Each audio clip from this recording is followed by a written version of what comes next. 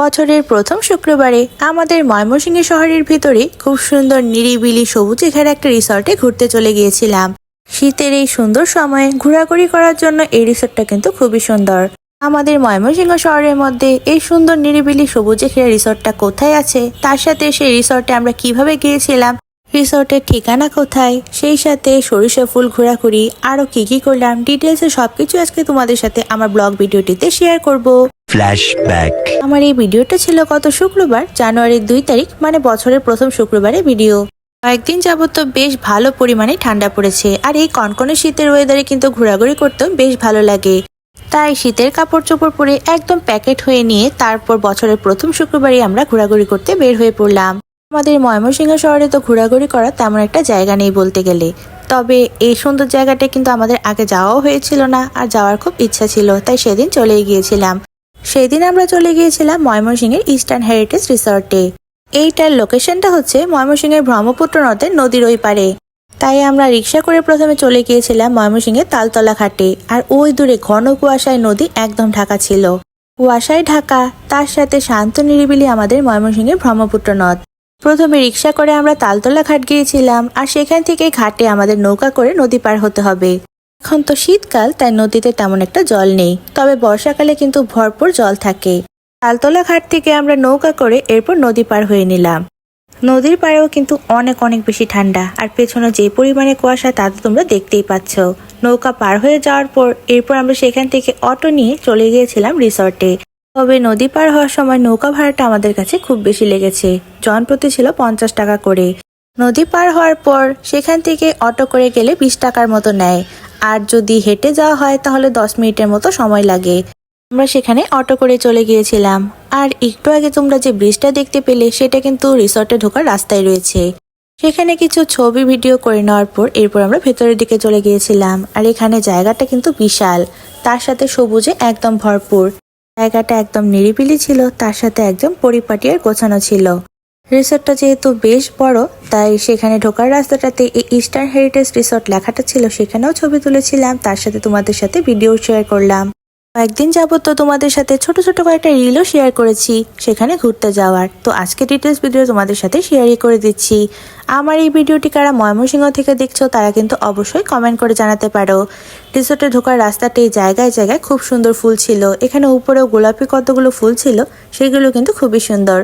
আর চারিদিকে সবুজে গাছপালা একদম ভরপুর। আমাদের শহরের পরিবেশ থেকে একটু দূরে গিয়ে যদি সুন্দর জায়গায় সময় কাটাতে চাও তাহলে তোমরা এখানে অবশ্যই যেতে পারো। জায়গায় কয়েকটা দোলনাও ছিল, তো সেখান থেকে একটা সুন্দর দোলনায় বসে পড়লাম আর একটু ভিডিও করে নিচ্ছিলাম। দোলনা চড়তে তো ছোট হোক বা বড় সবার কাছে অনেক বেশি ভালো লাগে, আমার কাছেও কিন্তু বেশ ভালো লাগে। রিসর্টের চারপাশটা খোলামেলা আর গাছপালা একদম ভরপুর ছিল। এখানে অনেক ফুল গাছের মধ্যে একগুচ্ছ গোলাপের গাছ দেখতে পেলাম। আর যেহেতু শীতকাল, শীতের সিজন মানে তো ফুলের সিজন, তাই গাছ ভর্তি গোলাপ ফুল ছিল, আর দেখতেও অনেক ভালো লাগছিল। শুধু গোলাপ ফুল নয়, আরো অনেক রকমের ফুল গাছ ছিল। তার সাথে ছোট বড় অনেক গাছপালা তো আছেই, তা তো তোমরা ভিডিওটিতে দেখতেই পাচ্ছ। চারিদিকে শুধু গাছ আর গাছ। শহরের কোলাহলযুক্ত পরিবেশ থেকে এমন শান্ত নীরব বা নিরিবিলি পরিবেশে গেলে কিন্তু বেশ ভালো লাগে। আমাদেরও কিন্তু খুবই ভালো লাগছিল। আর এখানে খুব সুন্দর বড় একটা দাবার বোর্ড ছিল। দাবার এই বোর্ডটা কিন্তু খুবই সুন্দর, এখানে বসে ছবি তোলার জন্য পারফেক্ট একটা জায়গা। আসলে এই রিসর্টটাতে প্রতিটা জায়গায় কিন্তু ছবি তোলার জন্য অনেক সুন্দর জায়গা রয়েছে। আমরাও এখানে জায়গায় অনেকগুলো সুন্দর ছবি তুলেছিলাম। এমনিই তো বাইরে কয়েকদিন ধরে যে কনকনে ঠান্ডা পরিবেশ, এই ঠান্ডা পরিবেশে একটু পরিমাণে রোদ ছিল না, একদম কুয়াশায় ঘেরা ছিল। তখন কিন্তু দুপুর 2টার মতো বাজে, তবু বাইরে কুয়াশায় ছিল। আর এই জায়গাটায় অনেকগুলো কটেজ একসাথে, তার সাথে চারিদিকে গাছপালা একদম ভরপুর ছিল। আমরা এই সুন্দর জায়গাটা একটু ঘুরে দেখছিলাম, আর তোমাদের সাথে ভিডিও আকারে একটু শেয়ার করলাম। পুরোটা রিসর্ট কিন্তু বেশ ভালোই পরিমাণে সুন্দর, তার সাথে অনেকটা বড়।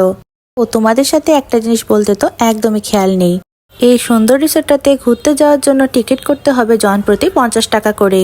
রিসর্ট থেকে ঘোরাঘুরি শেষ হয়ে যাওয়ার পর এরপর বের হওয়ার সময় আবার একটু দোলনায় বসে পড়লাম। আগেই তো বলেছিলাম এখানে জায়গায় অনেক দোলনা। পুরোটা রিসর্ট ঘোরাঘুরি করার পর এরপর সেখান থেকে আমরা বেরিয়ে পড়লাম।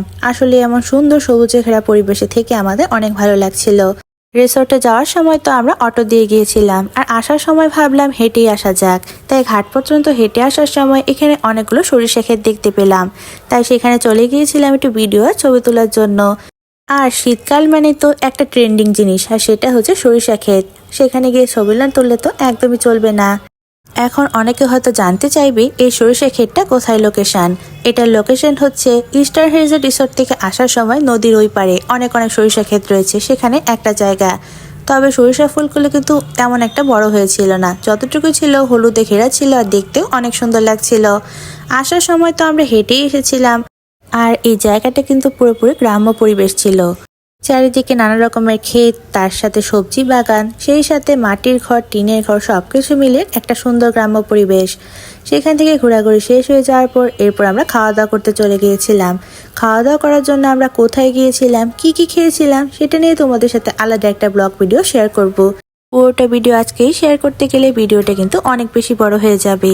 যাই হোক, পরবর্তী ব্লগে কোথায় গিয়েছিলাম, কি খেয়েছিলাম সেটা তোমাদের সাথে শেয়ার করব। আর আমার আজকের সুন্দর ভিডিওটা যদি তোমাদের কাছে ভালো লেগে থাকে অবশ্যই একটি লাইক করে দিবা সবাই। আমার নেক্সট ব্লগে তোমাদের সাথে আবার দেখা হচ্ছে। Thanks for watching, by.